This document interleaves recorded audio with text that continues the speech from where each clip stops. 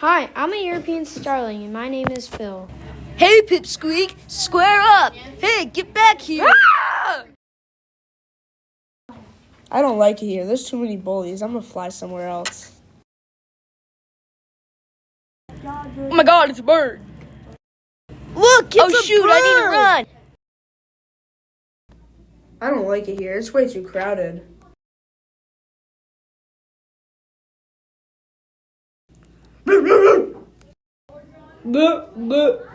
George and Phil talk for a while, and then Phil says he has to leave.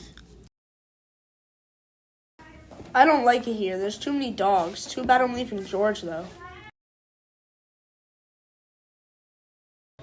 Oh my God, I feel so weird. Hey, come here. I'm hungry. Phil is adapting, and he doesn't know what's going on. I need some sleep. Oh, that was a good sleep, but I still feel so weird. Then Phil flies down south. Why do I look so weird? Man, I'm hungry. Go. Hey, I followed you all the way from Philadelphia. Help me, I'm dying! Help!